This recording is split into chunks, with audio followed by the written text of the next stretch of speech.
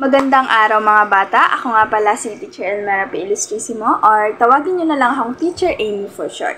Ako ang magiging guro ninyo sa music sa araw na ito.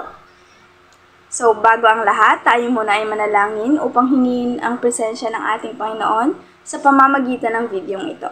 Okay, let's bow our head and let's pray.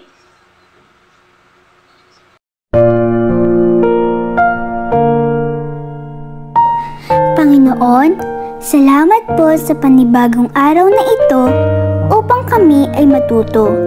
Buksan niyo po ang aming isipan upang lubos na maintindihan ang aming mga aralin.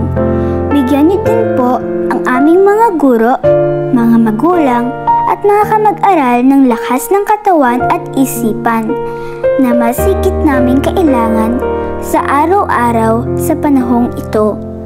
Ang lahat po ng ito ay aming dinadalangin sa iyo, aming Diyos Ama. Amen.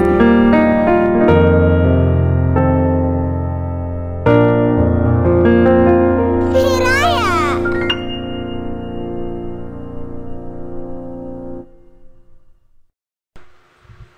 Amen!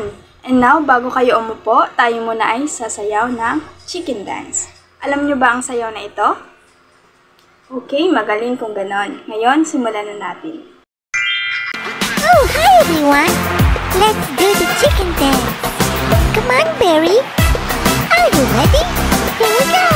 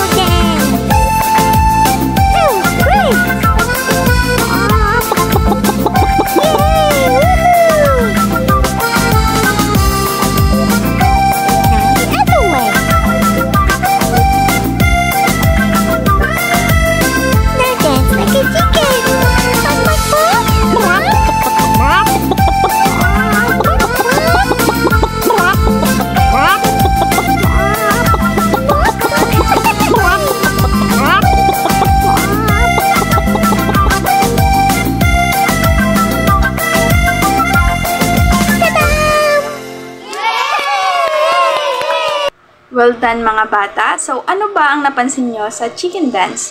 Mabagal ba ito or mabilis? Yes, tama. Una ay mabagal lang siya hanggang sa pabilis ng pabilis.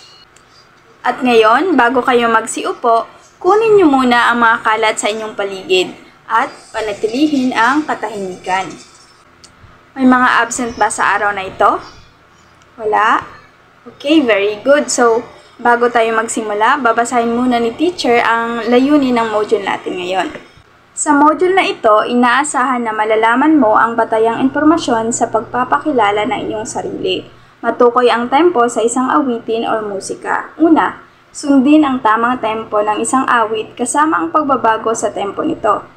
Pangalawa, matukoy ang mga mabilis, katamtaman, at mabagal na kilos ng isang awit. Pangtatlo, maipakita ang pagpapahalaga sa mga awitin. mayroon akong ipapanood sa inyong isang video na pinamagatang Tiririt ng Maya. So, familiar ba kayo sa awiting itong mga bata? Oo, so, ang gagawin nyo lang ay pakinggang mabuti ang mensahe ng awitin dahil pagkatapos nito ay magbibigay ako ng ilang mga katanungan. So, let's start.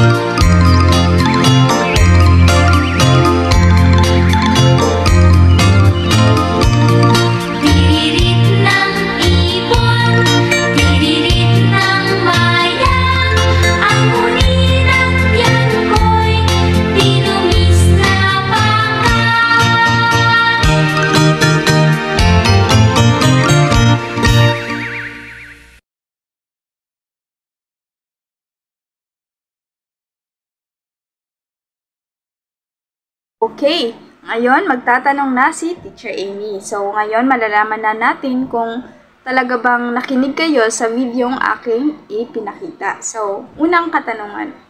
Ano ang pamagat ng awitin? Tama, Tiririt ng Maya. Pangalawa, ano kaya ang tempo ng awit? Ito ba ay mabilis, mabagal o katamtaman? Yes, ang tempo ng awitin ay mabagal. Pang-tatlo, ano ang masasabi mo sa awiting iyong napakinggan? Masarap ba itong pakinggan at bakit? Yes, masarap siyang pakinggan sapagkat may tempo. Pang-apat, kung ang awiting Tiririt ng Maya ay aawitin ng sobrang bilis, maganda pa rin ba itong pakinggan?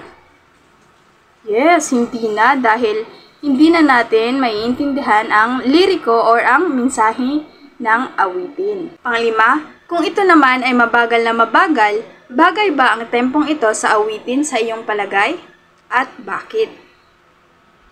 Yes, hindi na sapagkat nakakaantok na itong pakinggan. So, ang aralin natin ay patungkol sa tempo. So, ano nga ba ang tempo? Ang tempo ay ang mga tunog na nasa paligid natin ay nagbibigay sa atin ng iba't ibang pag-unawa kapag ito'y ating naririnig. May mga tunog na nagmumula sa kalikasan, instrumentong pangmusika, bagay o maging hayop or tao. Ang pagkilos natin ay may kukumpara din sa isang awitin. May kabagalan o kabilisan depende sa ating napakikinggan. Ito ay tinatawag na tempo. Ang tempo ay tumutukoy o nagsasabi sa bilis o bagal ng isang awitin. So, para maintindihan ninyo ang ating aralin, magbibigay ulit si teacher ng isa pang gawain. So, dito sa pangalawang gawain, makikinig ulit kayo ng isa pang awitin na may pinamagatang Mga Alaga Kong Hayop. So, sino sa inyo ang may mga alagang hayop? Itaas ang kanang kamay. Ikaw, Eunice. Ano ang alaga mong hayop? Okay, pusa. Ikaw naman, Jack. Very good, aso. So ngayon, simulan na natin. At ngayon, pakinggan na natin ang awitin. So, katulad sa naunang gawain, kinakailangan na pakinggan ninyo ng mabuti ang awitin dahil magtatanong ulit si teacher. Lumipad, lumipad ang ibon, ang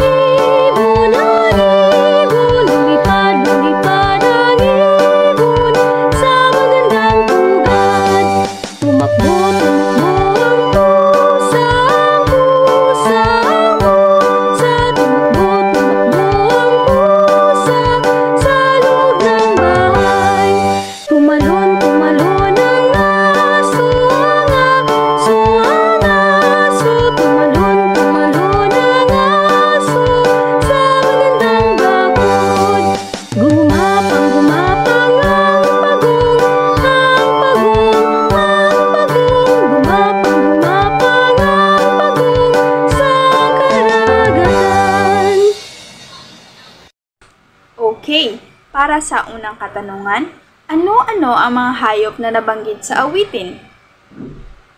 Ibon, rabbit, pusa, at aso. Very good. Pangalawa, anong kilos ang ginagawa ng ibon? Mabilis ba ang ibon lumipad, mabagal o katamtaman? Yes, mabilis. Pangatlo, ano naman ang kilos ng pusa? Ano kaya ang tempo na dapat kung aawitin natin ito ay ayon sa kilos ng pusa? Mabilis, mabagal o katamtaman? Yes, kailangan na mabilis. Pang-apat, anong kilos naman ang ginagawa ng aso at rabbit? Anong tempo kaya ang bagay dito kapag ito ay aawitin natin? Yes, kinakailangan na mabilis. Panglima, ano ang kilos na ginagawa ng pagong? Ano kayang tempo ang bagay kapag inawit natin ito? Yes, gumagapang ang pagong. So, kinakailangan na mabagal lang.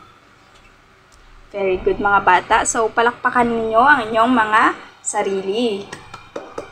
At ngayon, upang malaman ni teacher kung talaga bang may natutunan kayo, kunin ninyo ang inyong mga kwaderno at sasagutan ninyo ang dalawang katanungang ito.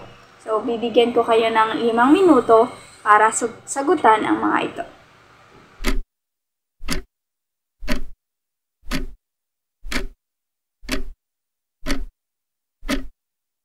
Time's up. So, ngayon, atin na itong sasagutan. Para sa unang katanungan, ano ang tempo? Mabilis at mabagal? Tama. So, ang bilis at bagal ng isang musika ay tinatawag na tempo. Very good.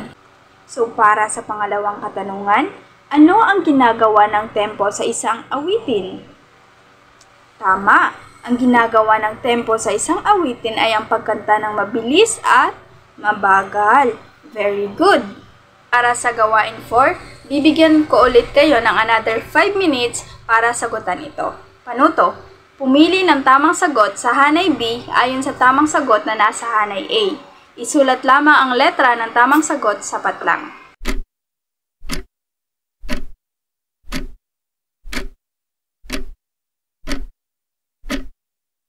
Okay, tapos na ang oras na ibinigay ko sa inyo. And now, let's check your answers. For number 1, ito ang bilis at bagal ng awit o musika. Ano ang tamang sagot? Yes, letter D, tempo. Number 2, awit na may mabagal na tempo. Yes, letter F, tiririt ng maya. Number 3, awit na may mabilis na tempo. Yes, letter C, tayo'y magsaya. Number 4, kilos na nilalapat kapag mabilis ang tempo. Tama. Letter B, kinakailangan na mabilis. Panglima, kilos na nilalapat kapag mabagal ang tempo. Yes, very good. Kinakailangan na mabagal. Letter A. So, sino sa inyo ang naka-perfect? Itaas ang kamay. Okay, very good. So, I want you to give yourself a good job clap. So, 1, 2, 3, go. 1, 2, 3, 4. Good job! At dito na nagtatapos ang ating aralin. Sana marami kayong natutunan kay Teacher Amy at maraming salamat sa inyong lahat. Kita ulit tayo sa susunod na aralin.